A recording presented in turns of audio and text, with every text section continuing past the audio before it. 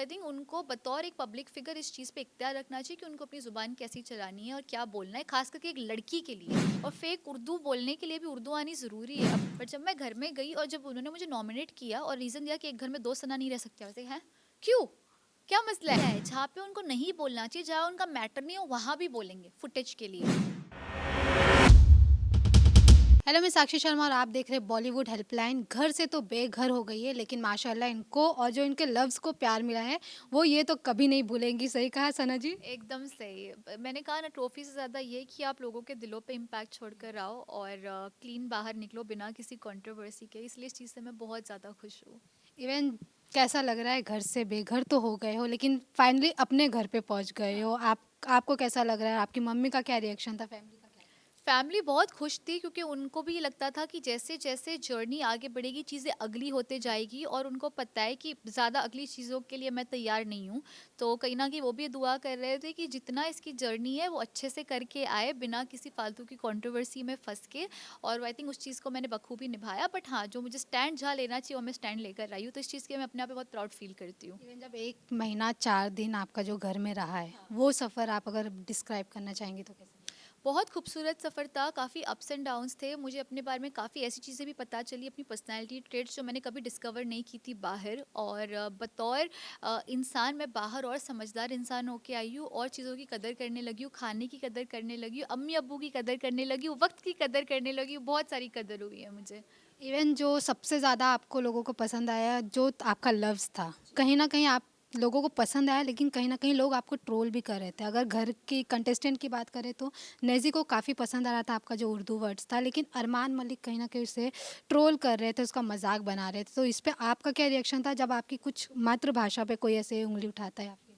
ये पता है, अरमान जी ही नहीं, बहुत सारे घर वालों ने इस चीज़ का मजाक उड़ाया मेरे उर्दू का। बट शुरू शुरू में मुझे उससे कोई इशू नहीं था, क्योंकि मेरी शख्सियत थोड़ी सी है डिफरेंट, कि मेरा लहजा उर्दू है, मैं वेस्टर्न कपड़े पहनती हूँ, तो लोगों को डाइजेस्ट करना थोड़ा सा मुश्किल हो जाता है, लगता है फेक है, मैं समझ सकती हूँ। बट जैसे जैसे वक्त बीतता गया, वो खुद ही मेरे पास आए एक दिन और बोला, क्या तुम एक्चुअली जेन्युइन हो, हम तो तुमको फेक समझते थे। हो सकता है ऑडियंस को भी स्टार्ट स्टार्ट में लगता होगा कि ऐसे कैसे मुमकिन है, बट जैसे जैसे दिन पास हुए, 15-20 दिन बाद उनका रिएक्शन चेंज हुआ कि ना, ये सच में ऐसी है। और फेक उर्दू बोलने के लिए भी उर्दू आनी ज़रूरी है। अब बचपन से हम अलिफ बे ते से सीखते हैं, तो हमको तलफ़ुज़ का इल्म है, लहज़े का इल्म है। पिछले 5 साल से मैं शायरी कर रही हूँ, नज़म पढ़ रही हूँ, तो थोड़ी वो ज़ुबान मेरी थोड़ी नहीं, काफ़ी हद तक अब वैसी हो गई है। आप मेरी अम्मी से मिलिए, वो भी इतनी तहज़ीब और तमीज़ से बात करती है, तो we have been like that. Even जब आपको पता चला कि एक ही घर में 2-2 सना है, काफ़ी कुछ कॉम्पिटिशन होगा, हाँ। मतलब सना-सना ऐसा होगा, लोग सोचेंगे क्या कुछ, तो वो कैसा था आपका रिएक्शन? उनके साथ आपकी केमिस्ट्री, बॉन्डिंग कैसी? जिस दिन मैं आ रही थी उस दिन ही मुझे पता चला कि उसके एक दिन पहले कि एक और सना आ रही है। तो मैंने उनका इंस्टाग्राम हैंडल देखा था, मैंने कहा इनको तो मैं जानती हूँ, ये तो बहुत अच्छी टीवी एक्ट्रेस है। तो मैं तो खुश थी, सना सना की जोड़ी कुछ ऐसा होगा। पर जब मैं घर में गई और जब उन्होंने मुझे नॉमिनेट किया और रीज़न दिया कि एक घर में दो सना नहीं रह सकते, वैसे हैं क्यों, क्या मसला है? मैं तो सना सना की जोड़ी समझ रही थी, तो उल्टा हो रहा है। बट अब वो मुझे पसंद नहीं करती थी, तो फिर लिहाजा उसके बाद फिर मैंने उनको नॉमिनेट करना चालू किया, क्योंकि वो मुझे पसंद नहीं करने लगी।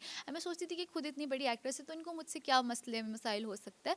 तो इसीलिए हमारी वहाँ से थोड़ी खिटपिट जो है शुरू हुई। मतलब हमने बात भी नहीं की, हमने एफर्ट्स भी नहीं लिए एक दूसरे को जानने में। तो ये वाला सीन था उनकी तरफ से शुरू शुरू में। फिर एंड में होते होते, अगर आपने देखा, एक बॉन्डिंग हो गई सना की और मेरी। काफ़ी हद तक इसका क्रेडिट मैं नेजी को दूंगी, क्योंकि वो दोनों के जो भी डाउट्स एक दूसरे को लेकर उसने क्लियर किया कि वो तुम्हारे बारे में ऐसा नहीं बोलती, वो तुम्हारे बारे में ऐसा नहीं बोलती, और फिर देखते ही देखते हो गई। मैंने बात करेंगे नेज़ी की, तो नेज़ी और साई केतन राव जो कि आप उनके साथ आपकी बॉन्डिंग काफ़ी अच्छी थी। लोगों का कहना था कि बाहर जाके कुछ और बॉन्डिंग शायद क्रिएट हो सकती, तो उस पर आपका क्या रिएक्शन? नहीं, पता नहीं, मैंने काफ़ी रील्स देखे जहाँ पे इसको लव एंगल के तौर पे देखा जा रहा है, बट नहीं यार, साई एंड नेजी दोनों मेरे आला तरीन दोस्त है। एंड मैंने साई को चौथे या पांचवें दिन बोल दिया कि यार, you are a true gentleman and I would love to be friends with you. मेरा कोई खास मेल बेस्ट फ्रेंड है भी नहीं, है मैं मेल बेस्ट फ्रेंड। तो साई के साथ इमोशनल कनेक्शन हुआ, नेजी के साथ क्रिएटिव लेवल पे कनेक्शन स्टार्ट हुआ, उर्दू रैप शायरी इस बेस पे। पर जैसे जैसे दिन गुजरते गए, हमारी पर्सनल लेवल पे कनेक्शन हो गया इन अ वे कि वो मुझे अपनी दिल की बातें बताने लगा, उसकी माजी की बातें बताने लगा, मतलब पास्ट की बातें, मैं अपनी दिल की बातें बताने लगी, अपने मुस्तकबिल के प्लान्स बताने लगी कि ये वो। तो वैसे फिर हमारा अलग कनेक्शन बैठ गया इन अ फ्रेंडली वे। इवन अगर कंटेस्टेंट की बात करें तो सबसे ज़्यादा जो बाहर ट्रोल हो रहे हैं वो अरमान मलिक है, भले उनकी पर्सनल लाइफ से रिलेटेड हो।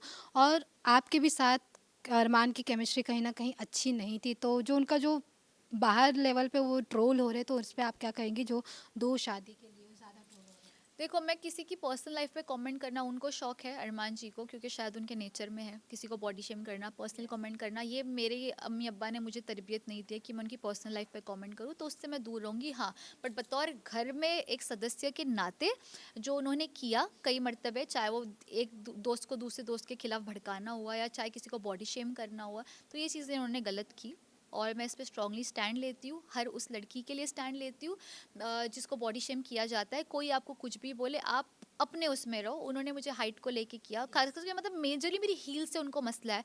मैंने उनको बताया भी था कि अरमान जी मेरा है मसला, मैं हील्स बहुत छोटी उम्र से पहनती हूँ, तो जो मेरे पैर की नस है वो ऐसी हो गई है, मैं फ्लैट चाकर भी नहीं पहन सकती क्योंकि मेरी नस पे नस चढ़ जाती है, आदत हो गई है। वो पैर का स्ट्रक्चर भी है ऐसे, वो मेडिकल, मैंने उनको समझाया तो भी वही हाइट को उनको लगता है कि हाइट से इनसिक्योरिटी है, कि मैं शॉर्ट हूँ इसलिए मैं पहनती हूँ। मैंने उनको मेरा मेडिकल रीज़न भी बताया, तो भी यार मैं नाइट सूट में उठ के पहनती हूँ। पागल लड़की है जो कोई पहनेगी, कोई मेडिकल रीज़न है तब पहन रही है ना।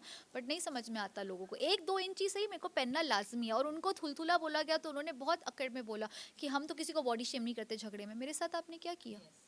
इवन आपको ऐसा लगता है कि अरमान मलिक हर लोगों के पर्सनल लाइफ में ज़्यादा ही इंटरफेयर करे? जैसे कि अभी विशाल के साथ तो पहले थप्पड़ वाला सीन हुआ, लेकिन अभी फिर से एक कंट्रोवर्सी हुई जहाँ विशाल और वो आमने सामने आ गए थे, फिर से वही मोमेंट क्रिएट होने वाला था। ऐसा लग रहा है कि अरमान मलिक ज़्यादा ही लोगों को मतलब ऐसा उल्टा बोल रहे या फिर ऐसे दिखा रहे कि सिर्फ मैं ही हूँ, समथिंग लाइक दैट। हाँ, वो उनको एक्चुअली उनका मसला पता है क्या है? जहाँ पे उनको नहीं बोलना चाहिए, जहाँ उनका मैटर नहीं हो, वहाँ भी बोलेंगे फुटेज के लिए। तो वो है फुटेज किंग, उनको पसंद है किधर से भी उनको फुटेज मिल जाए। बट उनको समझ में नहीं आता कि फुटेज लेने के चक्कर में कई मर्तबे वो ऐसे कमेंट्स पास कर देते हैं जो लोग सुनते हैं और लोगों को बहुत घटिया तरीन लगता है वो। तो आई थिंक उनको बतौर एक पब्लिक फिगर इस चीज़ पे इख्तियार रखना चाहिए कि उनको अपनी ज़ुबान कैसी चलानी है और क्या बोलना है, खास करके एक लड़की के लिए। You can not do that to a girl. So इसलिए मैं बहुत स्ट्रॉन्ग स्टैंड लेके आई। I was a very calm player, मैं एंटरटेन करती थी, शायरी बोलती थी। एंड में आपने मेरा वो थोड़ा अलग रूप देखा होगा, चिल्लाने वाला, जहाँ पे मैं डंकी की चोट पे बोल के आई हूँ, Armaan Malik villain of the house. I don't care he is the captain of the house. So that doesn't mean कि उनको राइट है कि वो मुझे बॉडी शेम करे। मैं बोल के आई हूँ और I am proud of my self for that. Even last contestant के नाम उनके लिए आपके मन में क्या एक वर्ड आता है सबसे पहले वो बताना? फर्स्ट साई की तरह। प्यारा दोस्त। शिवानी। दिल की अच्छी है पर बड़ बोली है। अरमान मलिक। हिपोक्रेट। लव कटारिया। सिस्टम के अंडर ही है वो। Ranveer. Ranveer, most calculated man of BB house. Naezy. प्यारा दोस्त और रैपर, आला तरीन। सना मकबूल। मुफट। Vishal. A loyal friend. Thank you so much. और लास्टली आप अपने फैंस को क्या बोलना चाहेंगे जो आपको इतना प्यार दे रही है? मैं अपने सारे सपोर्टर्स को बोलना चाहूँगी, फैंस नहीं मैं सपोर्टर्स बोलूँगी, कि आप लोग ने मुझे इतना सपोर्ट किया। मैंने सच में नहीं सोचा था कि मेरे एविक्ट होने से आपको बुरा लगेगा, जितना मुझे नहीं लगा यकीन मानो, क्योंकि मैं तो खुश थी कि और अगली सिचुएशन हो जाती। बट जो मुझे देख रहे थे उन्होंने इतना एक्सप्रेस किया उनका सैडनेस मेरे एविक्ट हो जाने पर, तो मैं शुक्रिया अदा करना चाहूँगी। और जैसे प्यार देते हो देते रहो, बाकी प्लीज़ दुआ में याद रखिएगा। Thank you so much.